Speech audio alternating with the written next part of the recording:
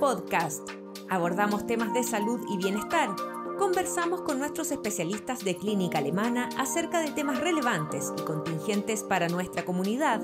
Estamos contigo para educarte.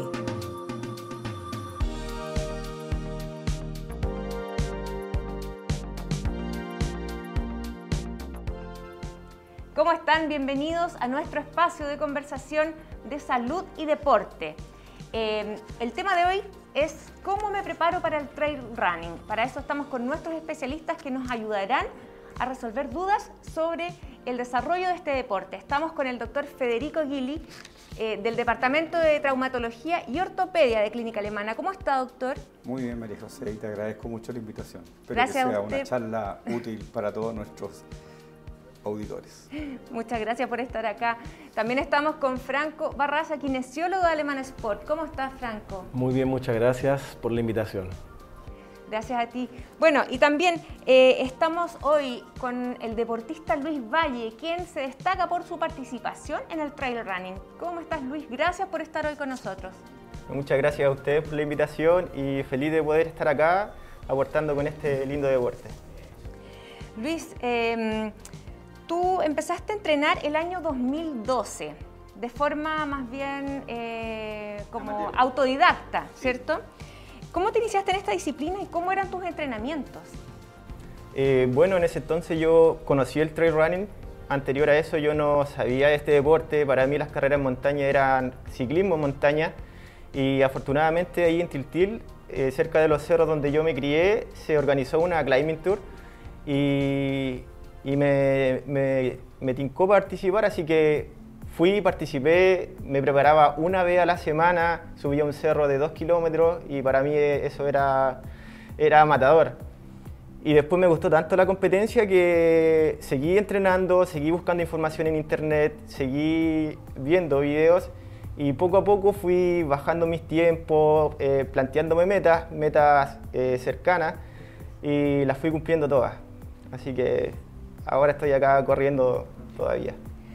Tú decías que, bueno, al principio era autodidacta tu forma de entrenar, todo averiguando tú mismo. ¿Cómo fue tu primera carrera con este tipo de entrenamiento con el cual te preparaste?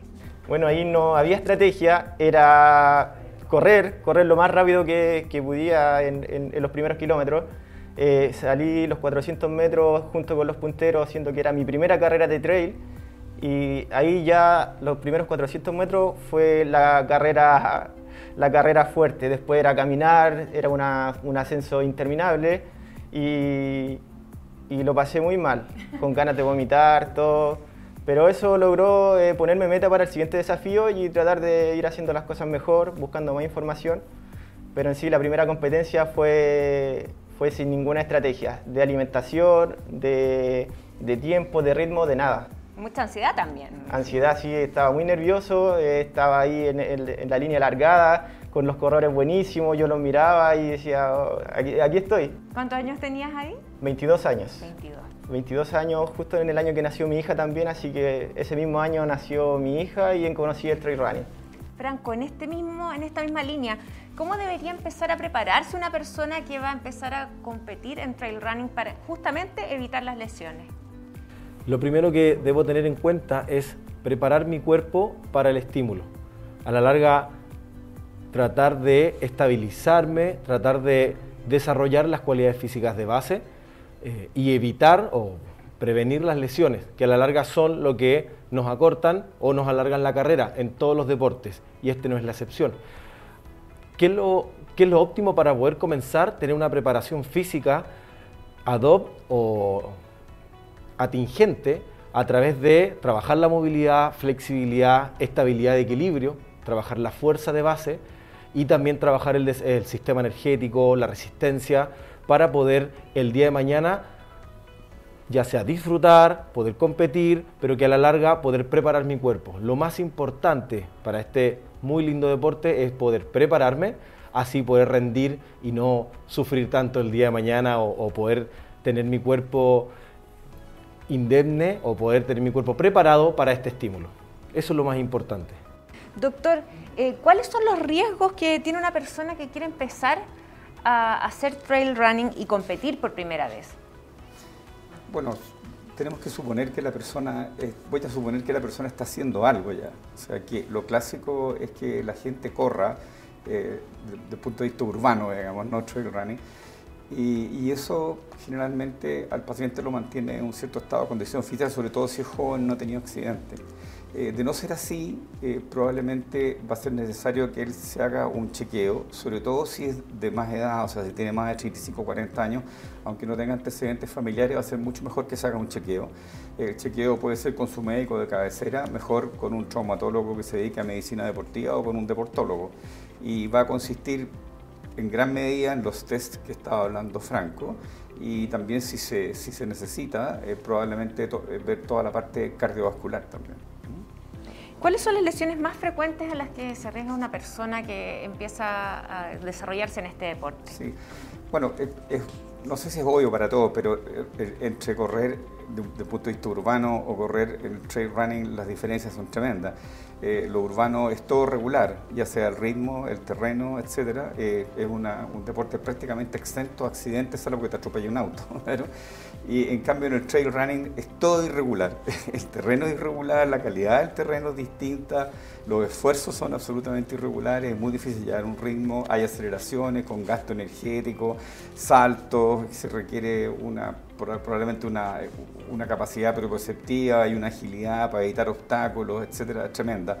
Entonces eso hace que el trail running sea un deporte que es mucho más demandante y que necesita un entrenamiento más atinado y más acorde.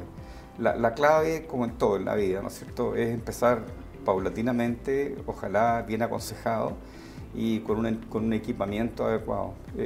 Yo diría que lo más importante para pasarse de lo urbano al trail son las zapatillas.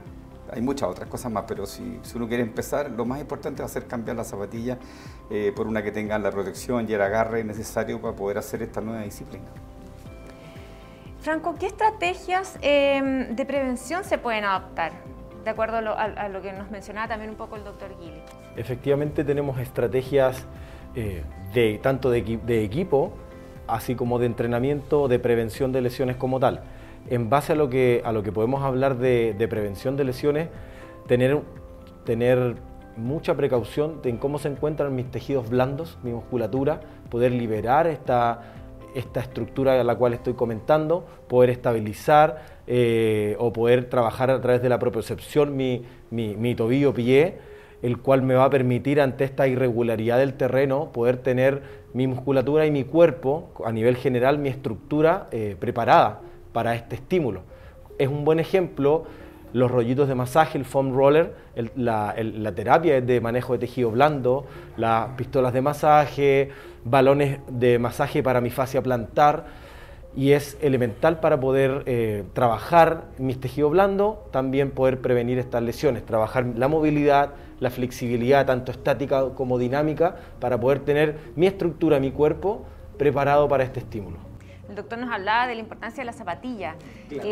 Ahondemos un poco más en el tema del equipamiento. ¿Cuál es la diferencia, por ejemplo, del equipamiento entero que necesitamos llevar en comparación de otros estilos de running? Perfecto. El equipamiento va a depender también del tipo de carrera que sea. Por ejemplo, hay un umbral de los 50 kilómetros. Si voy a correr menos de 50 kilómetros, el equipo es distinto a si esta carrera tiene una mayor demanda o un mayor kilometraje. ¿Ya? Primero, hablando del calzado, principalmente tenemos grandes diferencias entre un calzado de running urbano con trail running, ya que buscan efectivamente cosas antagónicas. El calzado de trail running busca mucho más estabilidad, es un calzado de mayor peso, es un calzado de mucho mayor agarre y más estable. El de running en calle, en pista, es completamente lo contrario, o en la mayoría de sus casos. ¿Qué es lo que debo tener mucha precaución en escoger bien el calzado? Si es un calzado inestable, lo más probable es que me genere, por ejemplo, una lesión de tobillo o una lesión al momento de generar mi técnica de carrera. ¿Ya? A la larga, la base de los lugares en donde yo genero el trail running es inestable. No sabemos efectivamente qué es lo que va a haber ahí, no todas mis pisadas van a ser iguales, por ende lo más importante es que el calzado esté bien elegido. En lo que respecta a equipamiento, si tengo una carrera de menos de 50 kilómetros, puedo netamente ir con la ropa con la ropa adecuada, con unas buenas mallas, con el calzado que le venimos hablando, un calcetín con adherencia óptima y una polera transpirable, bastante importante a lo largo de la carrera. Esto acompañado de un cinturón de hidratación, en el cual normalmente se puede dosificar una cantidad de 500 cc de gel y también acompañado de isotónico. A la larga esto se le suma los stands de hidratación, que va a depender de la organización de la carrera, el cada cuánto estén. Normalmente están desde los 2 kilómetros hasta cada 10. Eso netamente va a depender de la organización de la carrera. A esto, para finalizar, se le suma, si la carrera es mayor a 50 kilómetros, como también lo conversamos con Luis, esto me va a generar un aumento en mi equipo. Por ejemplo, una mochila en la cual voy a llevar silbato, voy a llevar una manta térmica en la cual puedo incluir suturas, puedo incluir herramientas de curación básicos en los cuales puedo yo ejecutar o puedo yo utilizar durante mi carrera. Muy importante. Doctor, Dígame. ¿qué situaciones podrían provocar un compromiso sistémico en corredores de alta demanda, cuando ya, por ejemplo, el tipo de carreras que comentaba Luis, que son 50 kilómetros? Sí. Mira, no quiero corregirte, pero tal vez sería bueno primero entrar como en las lesiones mismas, o sea, en cuáles son las lesiones que son más frecuentes, y después pasar a estas como compromisos sistémicos que son más raros, pero que es bueno que la gente lo sepa como una medida de protección, ¿no? Ahora, obviamente que vamos a hablar solamente de las lesiones más frecuentes, y porque pueden ser centenas las que tienen los pacientes. Es importante destacar que un porcentaje de casi el 90% o el 80% de las lesiones son todas por sobrecarga, o sea, por un aumento del volumen o de la demanda que el corredor le impone a su propio cuerpo. Y las que son realmente traumáticas son muy pocas, y la lesión príncipe en el trail es el problema en el tobillo, o sea, los esguinces de tobillo. Ahora, paradojalmente, el esguince de tobillo no se ve en los corredores profesionales, tiene una frecuencia muy baja, y probablemente es porque ellos están entrenados, saben cómo poner el pie, están con la zapatilla correcta, etc. Pero en la gente que empieza en el terreno inestable, generalmente les va a provocar alguna lesión de esguince, que es lo más frecuente. Claro. Situación absolutamente distinta a la que ocurre en el corredor urbano, porque en el corredor urbano las lesiones van a estar más en la rodilla. Claro. Ahora, el corredor de trail generalmente tiene como concentrado todos sus problemas en el pie y tobillo, y el resto son casi puras tendinopatías, o sea, enfermedades de los tendones. De hecho, hay incluso un tobillo de ultramaratonista o de ultra trail que es por levantar tanto la punta del pie en las subidas, que finalmente el tibial anterior, que es el tendón que hace ese ejercicio, se inflama y finalmente puede provocar un cuadro bastante invalidante. Y lo otro que es una plaga es el tendón de Aquiles, que también es una lesión por sobrecarga. El tendón de Aquiles normalmente está trabajando al 100%, así que basta hacer cualquier lesera para que inmediatamente se ponga sintomático, especialmente si uno tiene algún deseje en la pisada. Pero las otras cosas que pueden ocurrir también a nivel del pie y tibia, por decir tibia terminal o tercio inferior de la tibia, es lo que comúnmente se conoce con el nombre de periostitis, como que fuera una inflamación del periósteo, que es la membrana que recubre el hueso. Pero la periostitis esconde algo mucho más grave. La periostitis es la primera síntoma o el primer aviso de que se está cercano o que se va camino a una fractura por estrés, que es una fractura en la cual el hueso está tan sometido a sobrecarga que pierde su capacidad normal de remodelarse frente a esos estímulos, y empieza a deshacerse o a reabsorberse. Y si eso no se trata, o el paciente no, o sea, o el corredor no para, etcétera, probablemente va a tener una fractura de estrés que lo va a dejar muy invalidado.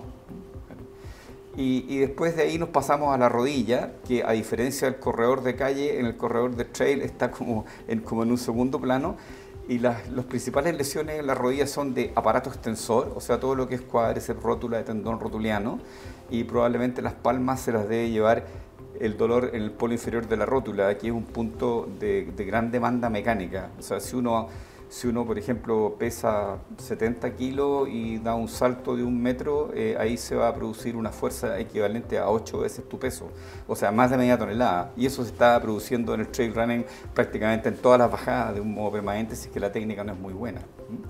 Y el otro típico problema en la rodilla es un cuadro que se llama el síndrome de fricción de la banda iliotibial, que es propio de los corredores y también de los trail runners, y que es una fricción que provocan los tendones externos en el lado afuera de la rodilla, y que yo diría que de ella no se escapa prácticamente ningún corredor, casi todo el mundo en algún momento lo tiene, sobre todo cuando está aumentando el volumen. Entonces la enseñanza de todo esto es que todas las lesiones, o gran parte de las lesiones, son por sobrecarga. O sea, si nosotros sabemos manejar nuestros volúmenes y sabemos manejar nuestro entusiasmo en la carrera y sabemos ver la lesión de sobrecarga cuando está empezando, la mejoría va a ser muy rápida. En cambio, si nos hacemos los lesos porque tenemos una competencia cercana o nos importa mucho nuestro rendimiento, vamos a caer al precipicio de la lesión crónica, de la cual nos va a costar mucho salir. Y es posible, hay casos extremos, me imagino, donde hay otro tipo de enfermedades que se pueden dar o que pueden tener compromiso de otros órganos, incluso no solamente las extremidades.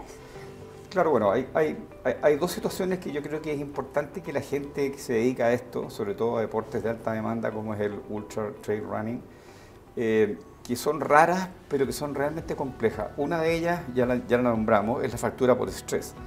Ahora, ¿cuál es la población propensa? Son las mujeres. ¿Por qué? Porque las mujeres tienen un complejo metabolismo del calcio, ¿no? Y cuando una mujer se pone a hacer deportes de gran demanda, inmediatamente probablemente le va a bajar por estar delgada, ¿no es cierto? Va a empezar a tener un gasto calórico tremendo que a lo mejor no repone, a lo mejor la dosis de proteínas que está tomando no es la correcta para ir reponiendo sus tejidos, entonces va a tener una disfunción alimentaria.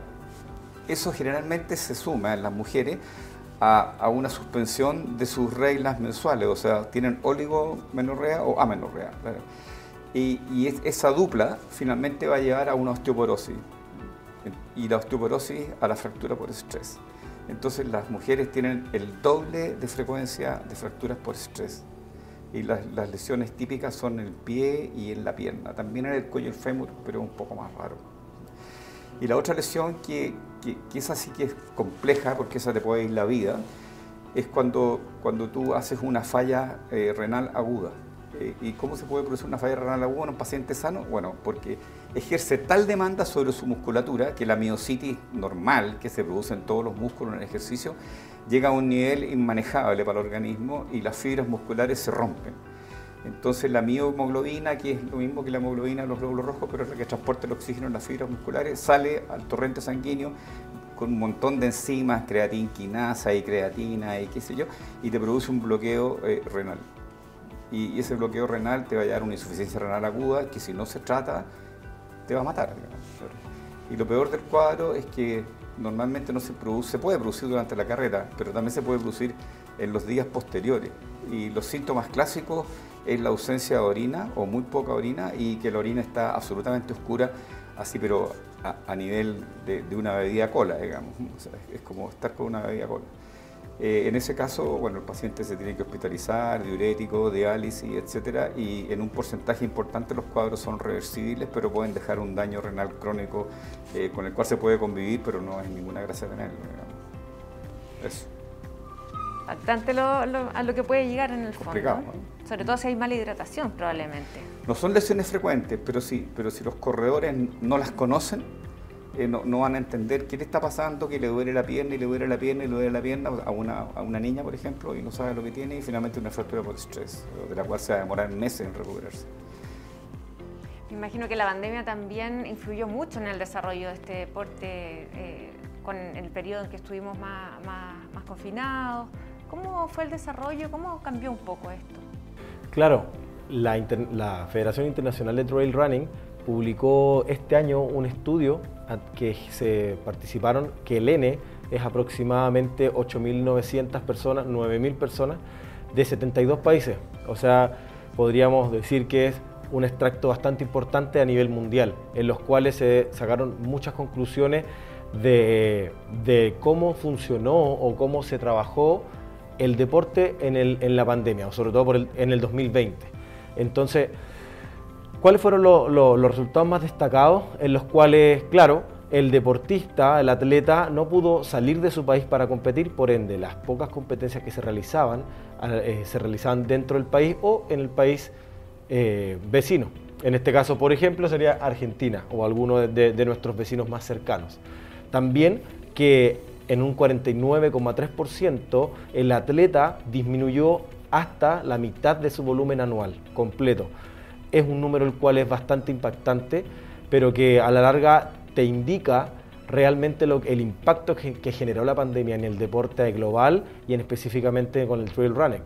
También podemos decir que se aumentaron las carreras virtuales. El 30% de los atletas de trail runners participó en al menos una carrera virtual, pero también esto generó llevar otras estrategias, que es plantearte nuevos objetivos, trabajar en una nueva programación, utilizar el tiempo para poder prepararte de una buena forma para de cara a un 2021 y 2022 con una mayor cantidad de eventos, de competiciones y bien programado, bien planificado por el equipo por sobre todo.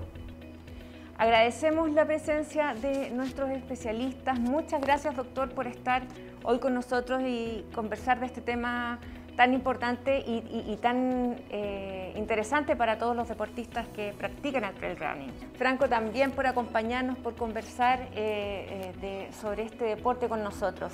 El placer es mío, fue un momento muy agradable con las personas que hemos estado acá, muy agradecido. Y por supuesto, Luis, gracias por tu tiempo, por acompañarnos el día de hoy y mucho éxito en los próximos desafíos deportivos que tengas. Muchas gracias por la invitación, tremendamente agradecido y feliz de ver que el trail running va creciendo. Así es, nosotros nos despedimos y nos encontramos en una próxima emisión de Alemana Sport.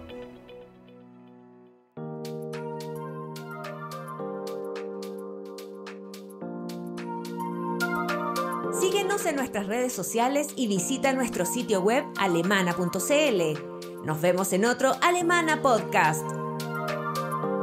Clínica Alemana. Si es tu salud, es la alemana.